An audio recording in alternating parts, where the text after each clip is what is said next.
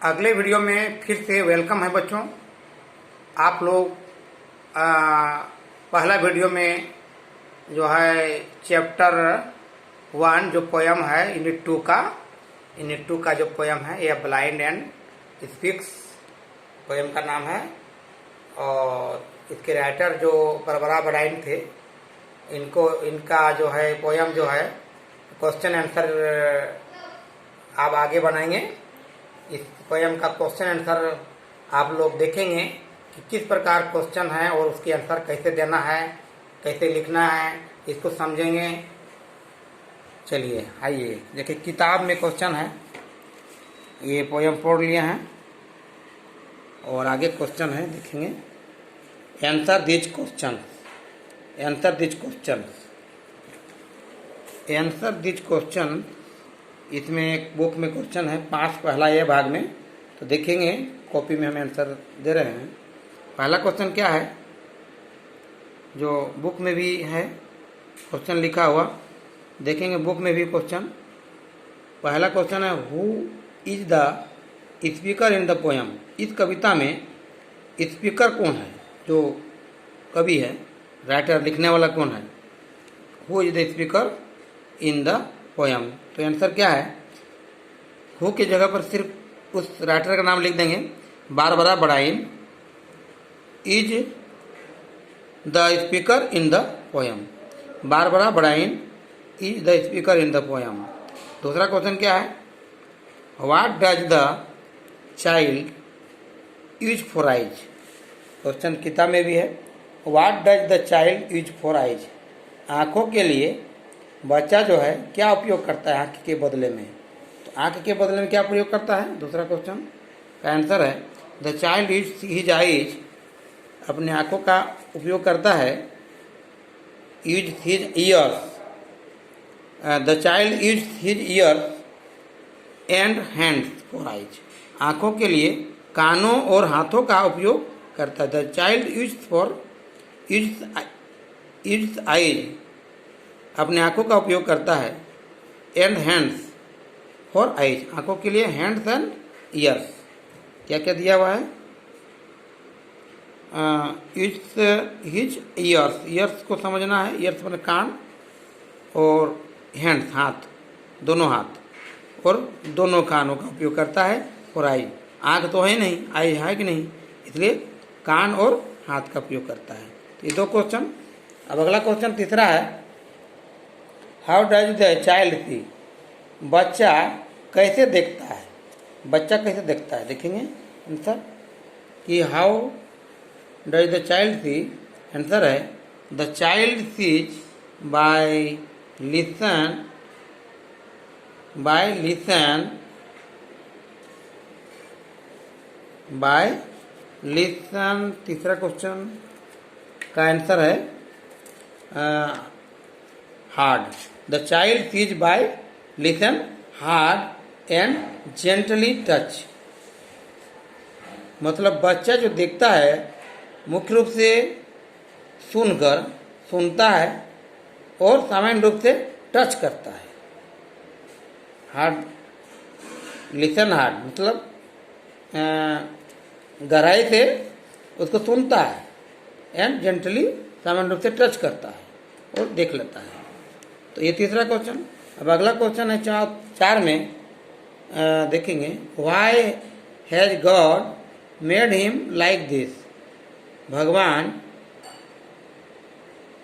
उसे इस तरह क्यों बनाया है, भगवान उसे इस तरह क्यों बनाया है। देखेंगे 4 क्वेश्चन के आंसर क्या होगा, भगवान उसे उस तरह क्यों बनाया है।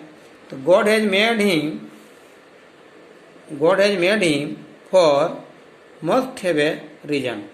कुछ विशेष वजह के कारण उसे इस तरह बनाया है, कुछ विशेष वजह है, जरूरी वजह है। Must have a reason that has made him for must have a reason. तो गॉड है जो है इस तरह उसे बनाया है जो बहुत जरूरी है, कुछ वजह है इसलिए बनाया, इस तरह इसलिए बनाया है। अगला क्वेश्चन 5 है, how does the child feel. बच्चा कैसा अनुभव करता है, कैसा महसूस करता है। तो देखेंगे पांचवा क्वेश्चन ए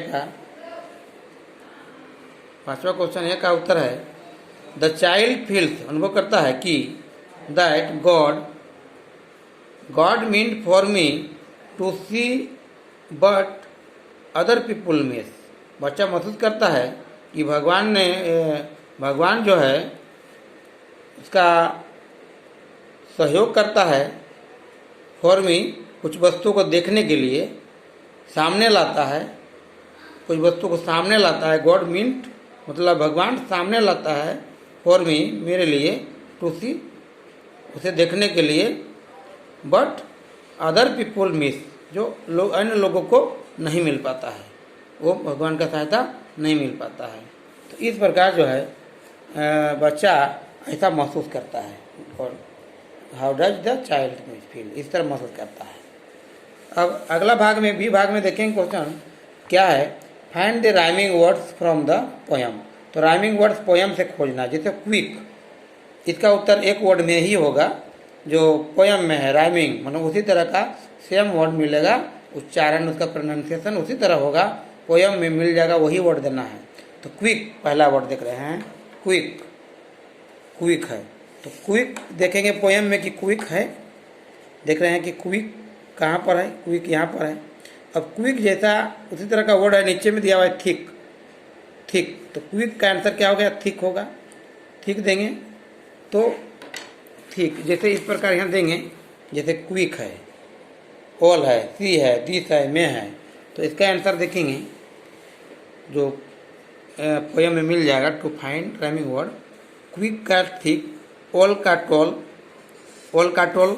ऑल कहाँ है, पोयम में भी देख सकते हैं, देखिए यहाँ ऑल है। अब ऊपर में देखिए टॉल है, तो इसका राइमिंग क्या हो गया, ऑल का टॉल। फिर उसके बाद देखेंगे सी का क्या होगा, मी, पोयम में भी देख सकते हैं, सी का मी, सी है कि नहीं, देख खोज लेंगे, सी यहाँ पर है, सी का मी, उसी तरह का उच्चारण है, सी मी, तो सी मी। दिस का मिस, दिस भी खोज लें पोयम में, दिस है कहाँ पर, खोज सकते हैं, आसानी से खोज सकते हैं। दिस नीचे देखेंगे, देखिए मिस यहाँ है, और दिस ऊपर में यहाँ पर है, दिस का आंसर मिस, दिस का मिस। अब आगे है मे का वे, देखेंगे वे कहाँ है, खोजना पड़ेगा, पोयम को याद करना पड़ेगा। देखिए यहाँ वे है और मे मिल जाएगा, तो यह है वे, सवाल में है मे, तो इसी के आगे पीछे में मिल जाएगा। वे के साथ में देखेंगे में, आई में, देखिए यहाँ पर है मे का वे, मे नॉट सी द वे, मे का वे हो गया उत्तर। इस प्रकार हो गया राइमिंग वर्ड, मे का वे हो गया। उसके बाद है टू कंप्लीट सेंटेंस, पोयम में जो कविता का लाइन है उसमें आधा लाइन लिखा हुआ है, उसका आधा लाइन आगे पूरा करना है। तो इस प्रकार देखेंगे, जैसे I may not use, I may not see, तो I may not C poem में है, तो आई मे नॉट सी के बाद जो लाइन पूरा है उसको पूरा लिख देना है। आई मे नॉट सी के बाद द वे यू डू लिख देना है, जैसे हम लिखे हैं, आई मे नॉट सी के बाद द वे यू डू, वो लिख देंगे, आंसर हो जाएगा उसी के आगे।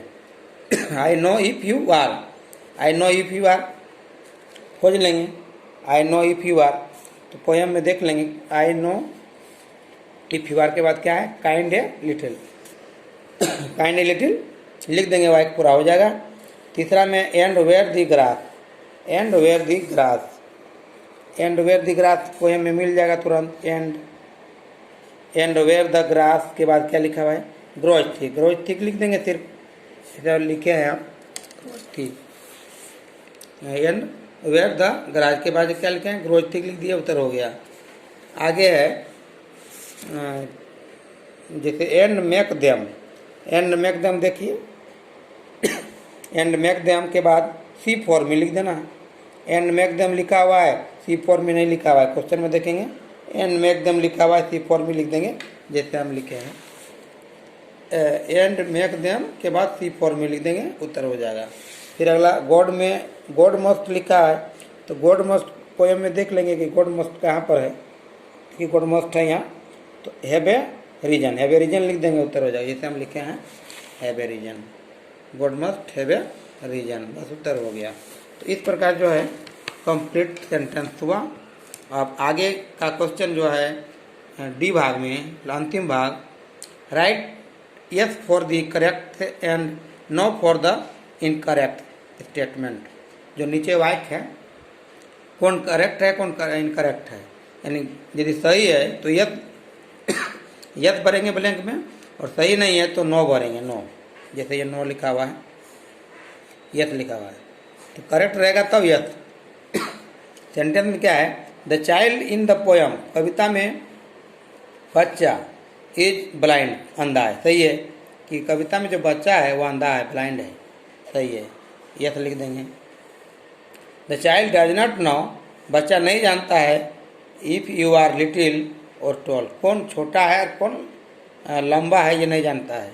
तो ये वाक्य बच्चा तो जान सकता है लंबा छोटा जो पोयम में है, लेकिन यहाँ नॉट बोलता है, डज नॉट बोलता है, इसलिए नो हो गया आंसर। बच्चा जानता है, पोएम में देख लेंगे कि आई कैन सी, इसमें दिया हुआ है I know if you are all tall, tall भी है और ऑल भी है, तो यहाँ टॉल को तो जान रहा है यानी छोटा, देखिए लिटिल को भी जान रहा है, काइंड ए लिटिल और आर लिटिल टॉल, तो ये दोनों यस है, लेकिन यहाँ पर नॉट बोलता है, डज नॉट, इसलिए गलत है, यानी इनकरेक्ट है, मतलब नो लिख देना है यहाँ बॉक्स में। तीसरा क्वेश्चन क्या है, statement, the child use years and hands for eyes, आँखों के लिए हाथों और कानों का उपयोग करता है, तो क्वेश्चन में भी उत्तर आया था, ये सही है, तो इसमें क्या लिखेंगे, यस। चौथा में द चाइल्ड लिसन, सुनता है, हार्ड एंड टच जेंटली, ये भी सही लग रहा है कि ये टच करता है सामान्य रूप से, और गहराई से सुनता है और जान जाता है, तो ये यस यानी सही है। पोएम में वाक्य लिखा हुआ है, God has a reason to make everyone special, भगवान ने प्रत्येक को स्पेशल बनाया, अलग अलग बनाया, ऐसा नहीं है। यहाँ कहता है इस वजह से जो है वो सबको अलग अलग, कोई वजह है जो कि सबको अलग अलग बनाया है, ऐसा कुछ नहीं है। गॉड स्पेशल रीजन पोएम में नहीं आया है, एवरीवन स्पेशल शब्द नहीं आया है। यहाँ लाइक दिस आया है कि making me like this, special everyone नहीं आया है, एवरीवन स्पेशल नहीं आया है, इसलिए गलत है, यानी यहाँ इनकरेक्ट है, मतलब नो लिख देना है। इस प्रकार yes no yes yes no sentence, यानी पूरा चैप्टर को यदि पढ़ लिए हैं, पोएम को समझ गए हैं, तो यस नो लिखने में कोई दिक्कत नहीं है। करेक्ट के लिए यस, इनकरेक्ट के लिए नो। तो बच्चों समझ गए होंगे, हम कॉपी में आंसर लिखे, उसको स्क्रीनशॉट मार सकते हैं।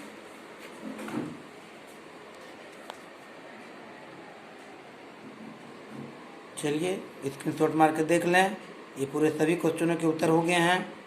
क्या उत्तर होगा समझ गए होंगे, वीडियो देखते रहें समझ जाएंगे, और एक दो बार देख लेंगे समझ जाएंगे। चलिए ठीक है, ये हो गया। उसके बाद इधर का क्वेश्चन है जो पहला ये भाग का था, उसको भी देख लें। इस प्रकार लिखेंगे, स्क्रीनशॉट मारते जाएं, पूरा मार लें, देख लें। इस प्रकार क्वेश्चन के आंसर आज ये यूनिट 2 का पहला चैप्टर पोयम भाग खत्म होता है। फिर अगले दिन अगले चैप्टर में पढ़ाई होगी। इसे आप कॉपी में पूरा बना लें, तैयारी कर लें, और ये आज अभी ऑनलाइन क्लास समाप्त करते हैं। धन्यवाद।